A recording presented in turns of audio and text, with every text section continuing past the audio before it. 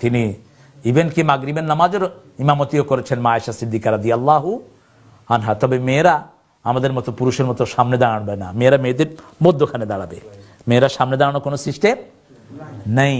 আপনি আপনার 3টা মেয়ে আছে, 3টা মেয়েকে বলেন মা তোমরা নামাজ পড়ো আমি দেখি, আপনার বিবিকে তাদের ইমাম বানায় দেন, নফল নামাজ হোক ঘরের ভিতরে। রমজান মোবারক আসতেছে, দোয়াগুলো শিখান। হেসনুল মুসলিম একটা বই আছে, নাম জানেন তো আপনারা? কি নাম? হেসনুল মুসলিম। এটা ঘরে রাখেন, এটা ঘরে রাখেন, বাচ্চাদেরকে এটা পড়ান।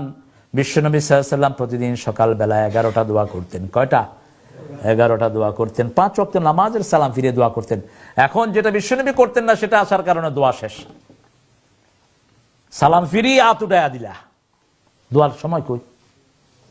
হাত উঠাইলো বা হবাইদি নামাজ পড়তেছে, তুমি খেসিয়া দোয়া কররা চিৎকার করে করে? কে দিছে তোমাকে এই অথরিটি? সালাম ফিরিয়ে পড়তেন আস্তাগফিরুল্লাহ কয়বার?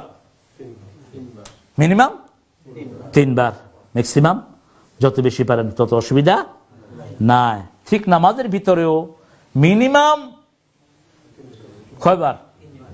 বিশ্বনবী পড়েছেন 5 বার। 5 বারের নিচে কোনো তসবিহ নাই। কিন্তু আমাদের দেশে ফুকাহারা বলেছেন কেউ যদি খুব ব্যস্ত থাকে, অসুস্থ থাকে, একবার সুবহান রাব্বিয়াল আলা সুবহান রাব্বিল আযীম পড়লে হক আদায় হয়ে যাবে। কিন্তু সারা বছর তুই একবার পড়বি না, 3 বার পড়িয়ে উবায়া থাকে, পড়ে না।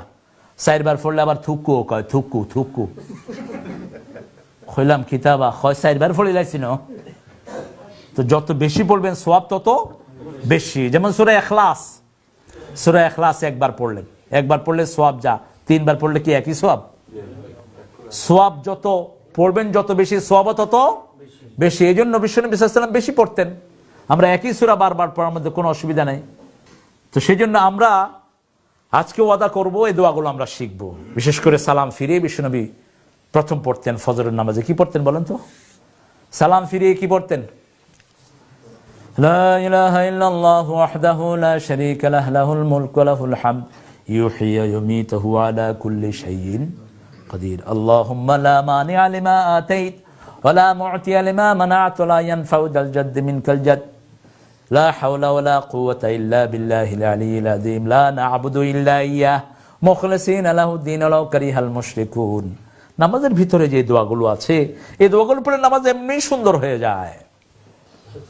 তো ঈমান ঠিক রাখবা। ঈমান ঠিক রাখার জন্য আখিরাত মুখী হইবা। আমার নেতা খুশি, ওই নেত্রী খুশি, এই নেতা নেত্রী আমারে জাহান্নামের আগুন থেকে বাঁচাতে পারবে না। যেই নেতা নামাজ পড়ে না, এই নেতার পিছনে যাওয়া কবিরা গুনাহ।